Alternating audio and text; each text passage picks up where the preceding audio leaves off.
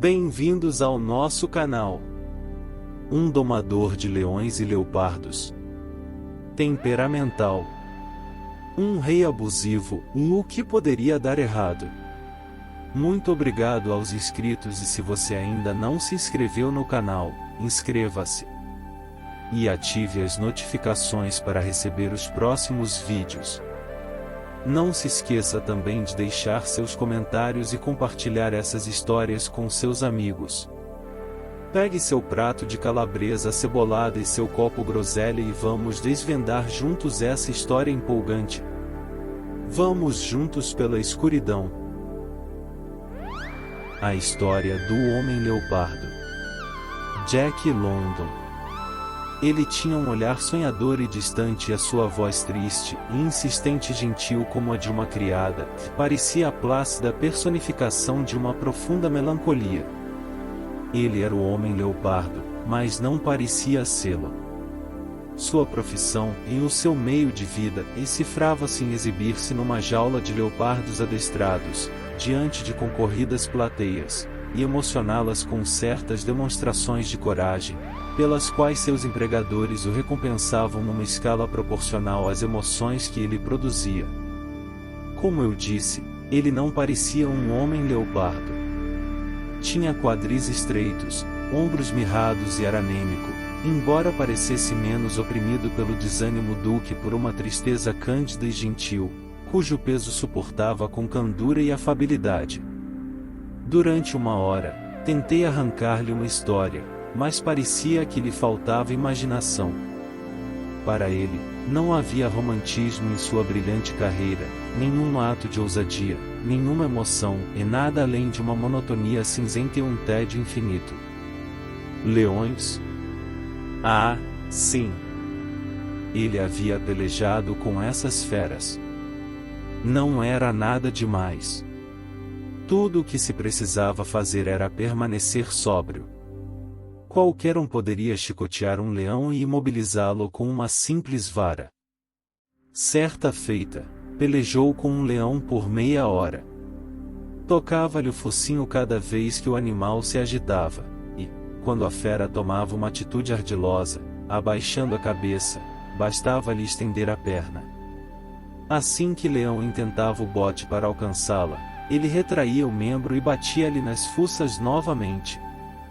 Apenas isto. Com o olhar perdido e seu fluxo de doces palavras, ele me mostrou suas cicatrizes. Havia muitas delas, e uma recente no ombro, onde uma tigresa o alcançou, chegando até os ossos.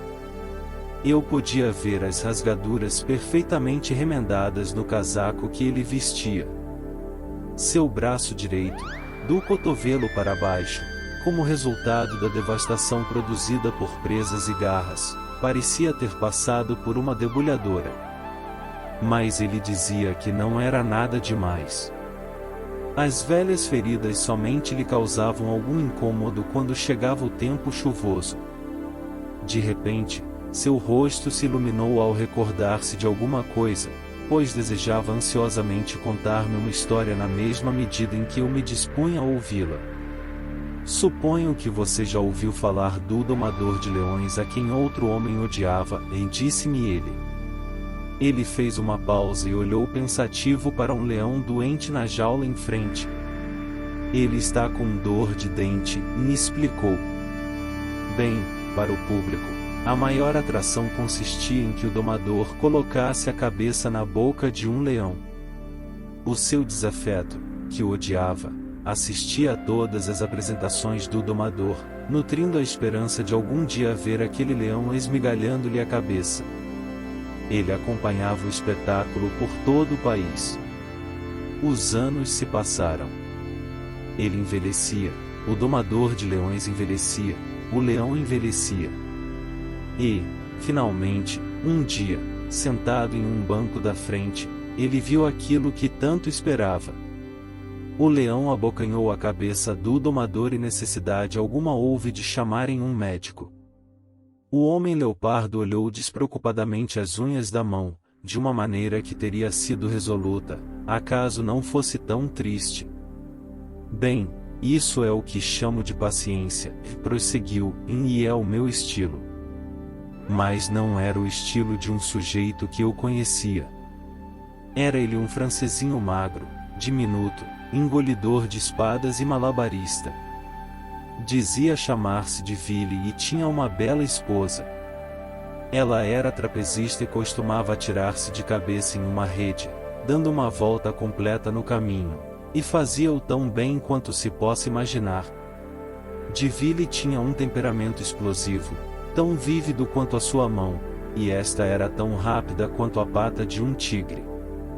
Um dia, porque o mestre de cerimônias o chamou de comedor de rãs, ou alguma coisa do gênero, e, talvez, algo um pouco pior, ele o empurrou contra o fundo de pinho macio que ele usava no seu número de arremesso de facas, e tão rapidamente que o apresentador de espetáculos não teve tempo sequer de pensar.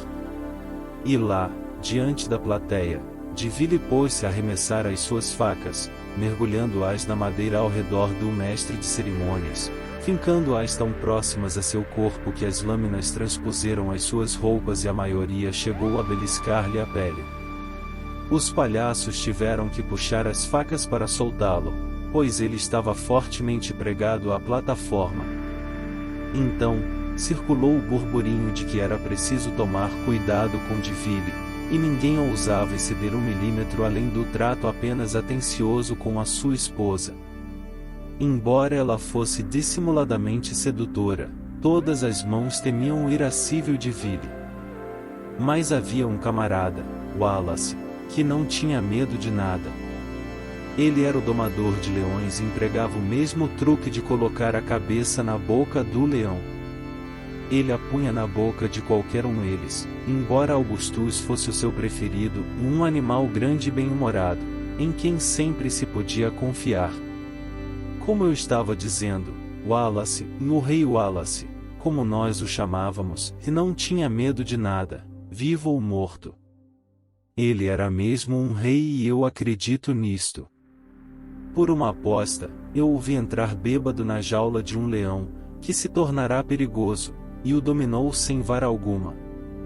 Apenas o fez com o punho no nariz na fera. Madame de Ville. Ao ouvir um alvoroço a nossas costas, o homem-leopardo se virou silenciosamente.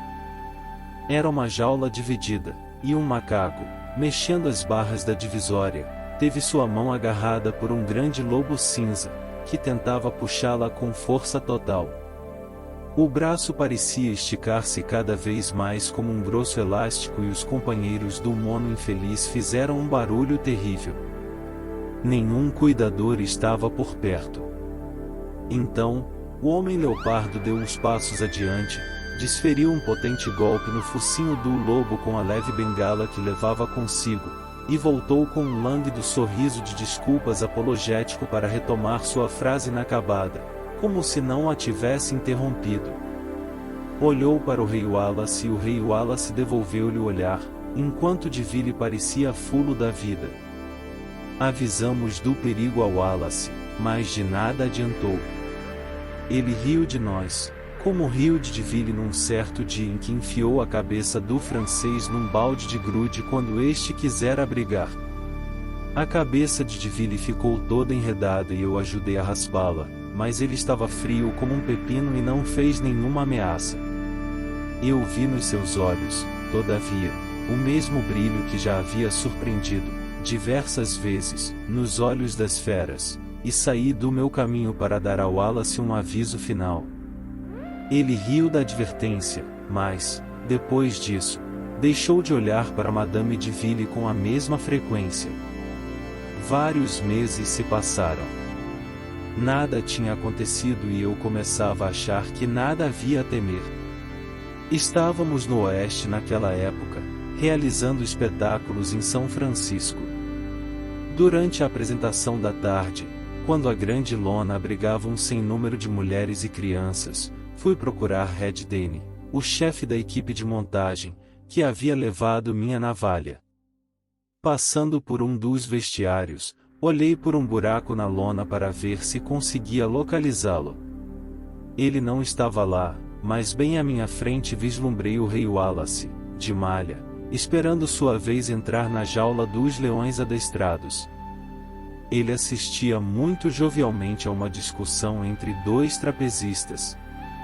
Todas as outras pessoas no vestiário assistiam à mesma cena, à exceção de Diville. Notei que o francês olhava fixamente para Wallace com ódio indisfarçável. Wallace e os colegas estavam ocupados demais acompanhando a peleja para dar-se conta disto ou do que se seguiu. Mas, pelo buraco da lona, eu vi o que aconteceu. Diville tirou o lenço do bolso, fingiu enxugar o suor do rosto, era um dia quente, e, ao mesmo tempo, passou por detrás de Wallace. Aquele olhar me perturbou vivamente, pois nele surpreendi não apenas o ódio. Era, também, um olhar de triunfo. Diville vai ficar espreitando, disse a mim mesmo. E realmente respirei aliviado quando vi sair pela entrada do circo e embarcar num bonde para o centro da cidade. Alguns minutos depois, eu estava sob grande lona, onde eu revisitei Red Dame. O rei Wallace realizava o seu número e paralisava a plateia encantada. Ele tinha um ânimo particularmente cruel e manteve os leões agitados até que todos rosnassem. Todos, exceto o velho Augustus, que era muito gordo, preguiçoso e velho demais para se irritar com o que quer que fosse. Finalmente Wallace estalou o chicote nos joelhos do velho leão, colocando-o em posição. O velho Augustus, piscando bem-humorado, abriu a boca e ali Wallace introduziu a cabeça. Então, sem mais nem menos, as mandíbulas do velho leão se juntaram, rangendo. O homem leopardo sorriu de uma forma docemente melancólica e um olhar distante assomou em seus olhos. E esse foi o fim do rei Wallace, e continuou, com sua voz triste e baixa. Depois que a azáfama amainou, esperei por uma oportunidade e me inclinei para cheirar a cabeça de Wallace. Então espirrei. Era. Perguntei, com hesitante sofreguidão. Rapé. O rapé que Diville, no camarim, despejou sobre o cabelo de Wallace. O velho Augustus nunca pretendeu fechar a boca. Ele só espirrou. Esperamos que vocês tenham gostado do nosso conteúdo.